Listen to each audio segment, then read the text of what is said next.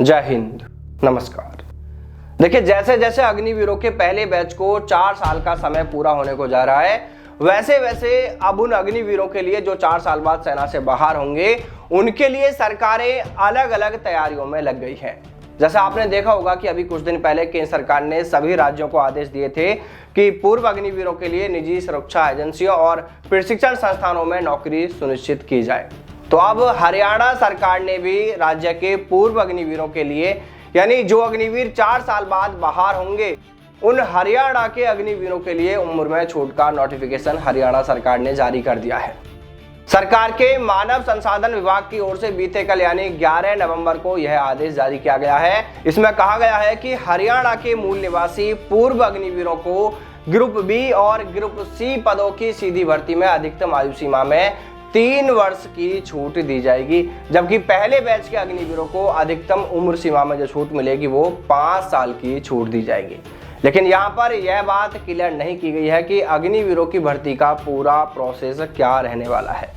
देखिए, सरकार ने कहा है कि 4 साल बाद घर लौटने वाले अग्निवीरों को अर्धसैनिक बलों में, रक्षा मंत्रालय की भर्तियों में और राज्य सरकार की भर्तियों में आरक्षण दिया जाएगा। लेकिन इस आरक्षण का लाभ क्या सच में अग्निवीरों को मिलेगा भी या नहीं, इस पर अभी तक भी किसी ने खुलकर बात नहीं की है, क्योंकि कहा जा रहा है कि अग्निवीरों को फिजिकल में छूट मिलेगी, लेकिन एग्जाम तो उन्हें देना ही होगा। मेरिट में तो उन्हें, एग्जाम की मेरिट में तो उन्हें आना ही होगा। यानी अग्निवीरों को उस भर्ती के एग्जाम में उन अभ्यर्थियों के साथ में कंपटीशन करना होगा जो अभ्यर्थी पहले से ही उस भर्ती के लिए 3-3, 4-4 साल से उस एग्जाम की तैयारी में जुटे होंगे। तो फिर ये अग्निवीर क्या उन अभ्यर्थियों से मुकाबला कर पाएंगे?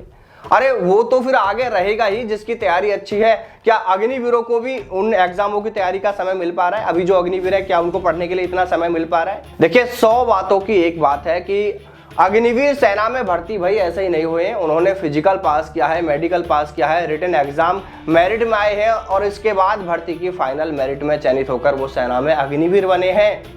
अब ये तो ऐसा सरकार ने कर दिया ना कि अग्निपथ योजना लागू कर उन्हें 4 साल बाद ही सेना से बाहर किया जा रहा है।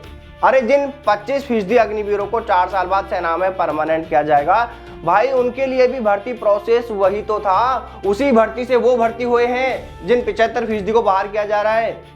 सरकार इन्हीं में से 25% को परमानेंट करेगी, तो जो बाहर हो रहे हैं 75%, उनको भी क्यों ना सरकार किसी भी सरकारी विभाग में सीधी सरकारी नौकरी दे दे। क्योंकि देखिए, ये अग्निवीर जो है, ये भर्ती प्रोसेस तो पहले ही पूरा किए हुए हैं, बल्कि अब तो उनके पास में सेना की ट्रेनिंग का अनुभव है, सेना में 4 साल तक काम करने का भी उनके पास में अनुभव है।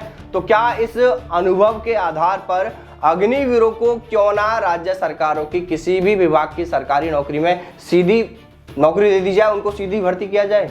देखिए, वैसे सरकार ने युवाओं के साथ में यह बहुत बड़ा धोखा किया है।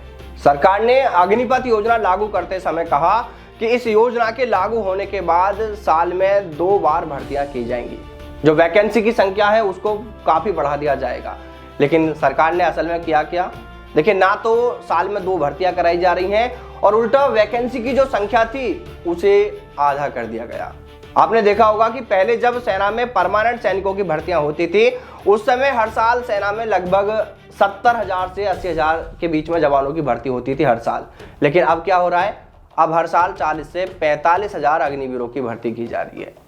सरकार सेना का बजट कम करके, सैनिकों का वेतन कटौती करके, पेंशन बंद करके तो पैसा बचा रही है, लेकिन दूसरी ओर सांसद विधायकों के वेतन पर इतना मोटा पैसा खर्च किया जा रहा है, जो करोड़ों अरबों रुपए खर्च किए जा रहे हैं, वो भाई सरकार को नहीं दिख रहा है। चुनावों में करोड़ों रुपए सरकार बर्बाद किए जा रहे हैं, वो भी सरकार को नहीं दिख रहा है। लेकिन एक सैनिक जो 24 घंटे अपनी जान हथेली पर रखकर देश सेवा कर रहा है, उसका वेतन और उसको मिलने वाली पेंशन सरकार को भारी लग रहा है, और इसीलिए इस भार को कम करने के लिए सरकार ने अग्निपथ योजना लागू की है। देखिए, अगर आप इस योजना का पूरा सच जानते हैं तो ही आप कमेंट करके बताएं कि क्या देश के लिए, सेना के लिए और देश के युवाओं के लिए क्या यह योजना ठीक है? क्या इस योजना को वापस नहीं लिया जाना चाहिए? आपकी राय कमेंट करके जरूर बताएं। जय हिंद, जय भारत, वंदे मातरम।